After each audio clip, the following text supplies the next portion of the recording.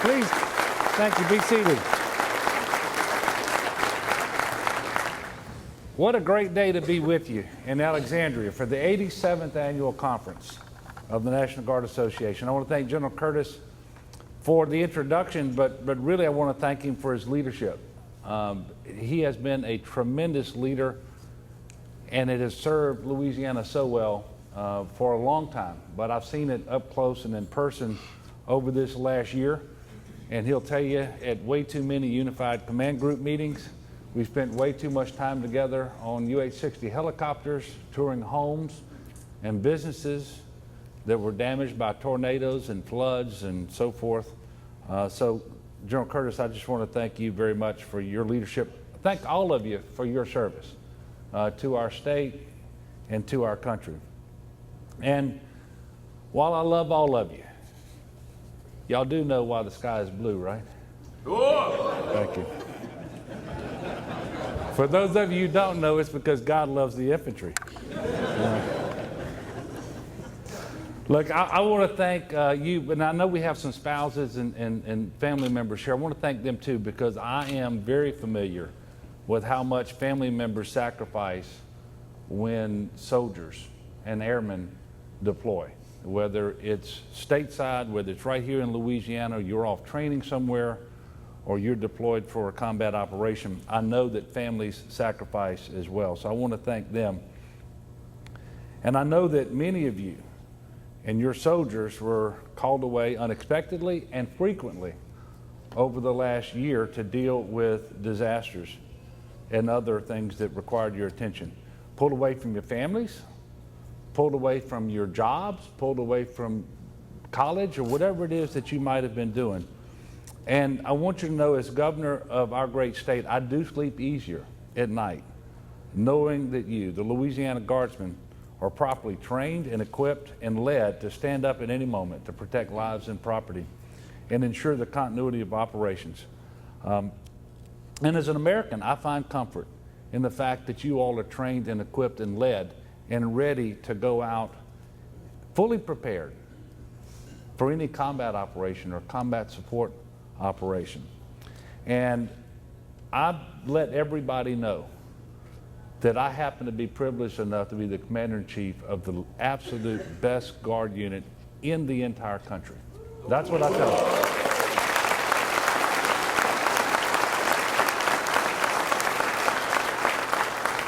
you. You prove that time and time again with your ability to respond quickly and effectively in the face of disaster. And that's the good news. You're the very best at doing that. The bad news is you get to be the very best because you do it too often. We have too many disasters in our state. But no matter the hour, no matter the circumstance, you are always ready, always there. And that reminds me, just 2 weeks ago, Don and I had the great fortune of being in Washington for the National Governors Association meeting. And one of the things that you do is you go to a black tie supper at the White House, and we did that, and we had supper with, I think there were 46 governors this year and spouses. And after supper, you go across the White House and you have entertainment. And this is only the second time that I've done it, but I've only been governor for 14 months. But the Army Chorus came and entertained us. And I will tell you, it rekindled that fire that I had for all things Army.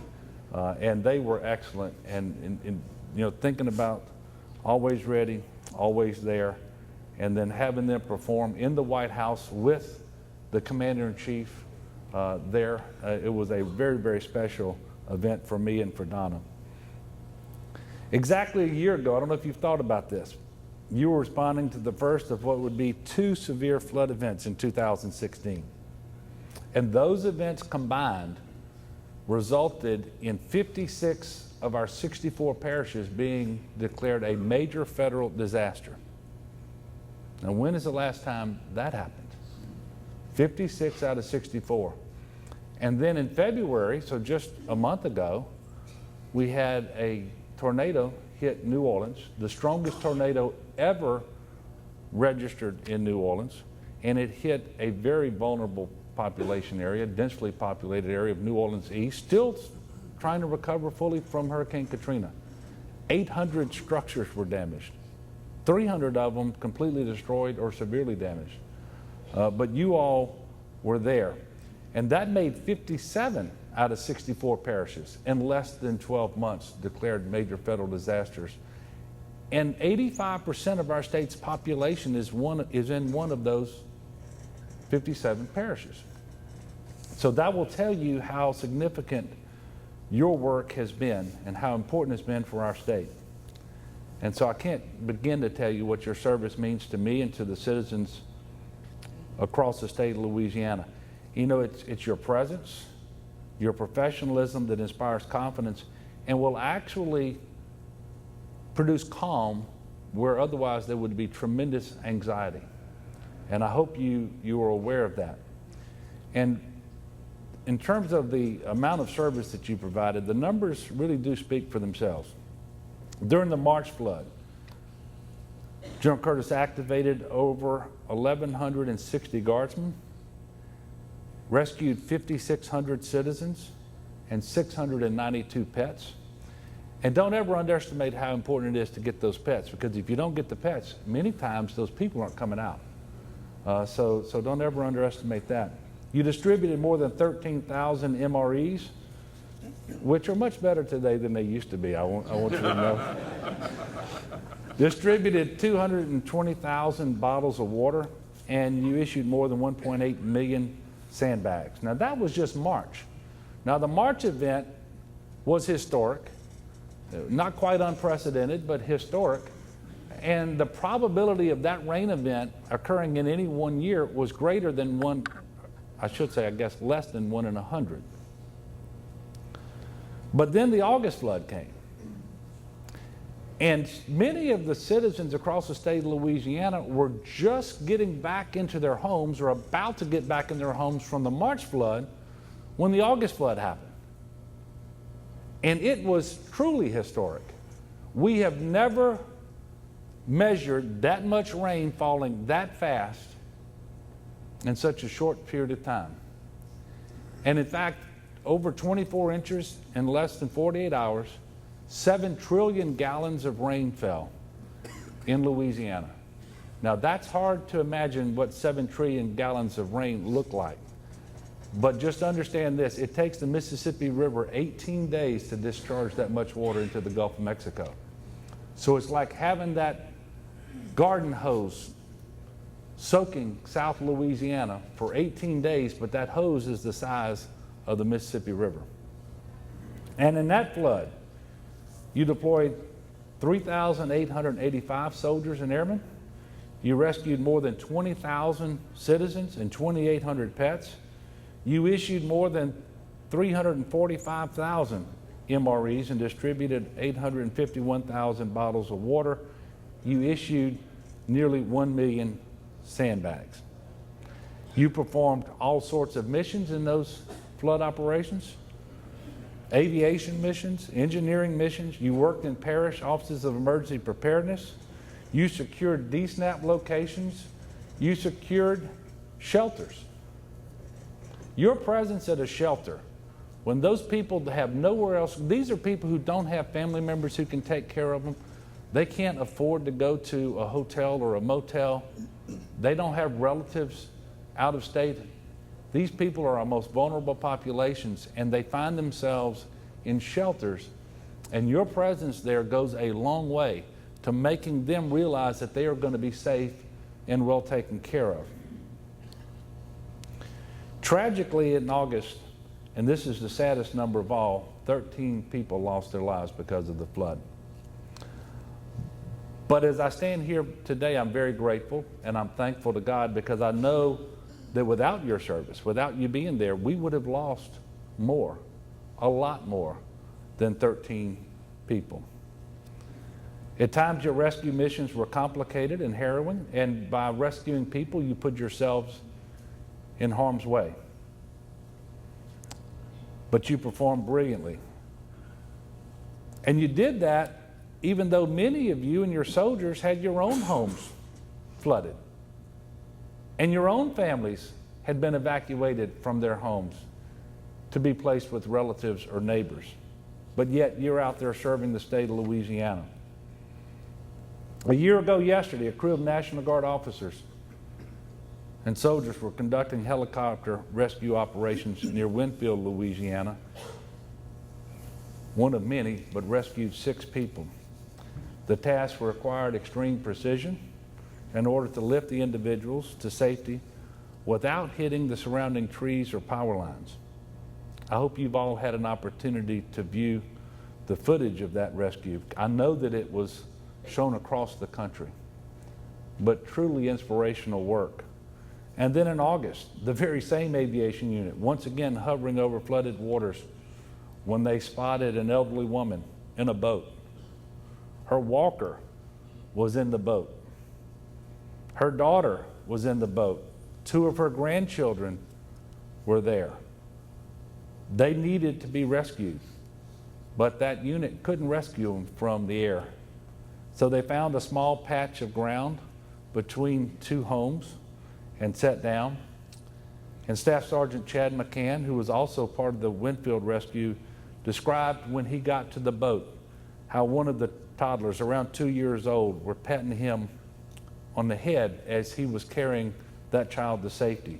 And he said he knew that in his arms, she believed that she was safe. Now, what they had no way of knowing was that lady in that boat had just had brain surgery and really was not in a good position at all until he got her to the helicopter and to safety. And those are the situations that played themselves out time and time again because of the work that you all did and the soldiers and airmen that you were leading. And it's easy to think that people are inspired because they see the UH-60 helicopter, or they see the high water vehicle, or they see the Humvee, and all those things are important. But the greatest asset we have, the one that inspires the most confidence, are you. It's not the equipment, it's you. It's you being there, it's you being professional, well-trained, well-led. There is no substitute for that today. There will not be a substitute for that 100 years from now. I don't care how sophisticated our weapon systems get or our equipment gets. I don't care what sort of artificial intelligence or robotics we come up with. It will always be the soldier that is our best asset. You can rest assured that my commitment to our active military members, our guardsmen, our veterans, will continue unabated as long as I am privileged to serve as your governor. And we demonstrate this. I inherited the largest budget deficit in the history of our state. At this time last year, we had a $2 billion shortfall, state general fund, for the current fiscal year. But we did not cut our military department. We are not going to cut our military department because you have to be ready.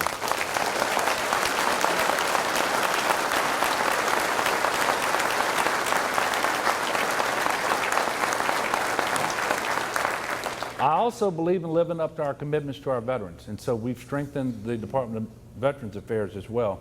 And I have the good fortune of serving on the Council of Governors. There are 10 governors from around the country who were selected to serve on the council. We meet with folks in the Pentagon. We liaison between all 50 governors and the Pentagon and the White House to make sure that issues affecting the military and our veterans and the way that the states interact with all that our views are known. And I will tell you that General Curtis has been a good partner in that regard as well. With respect to our veterans, last year through legislation I was able to expand the Military Family Assistance Fund to include veterans as well as active duty military personnel.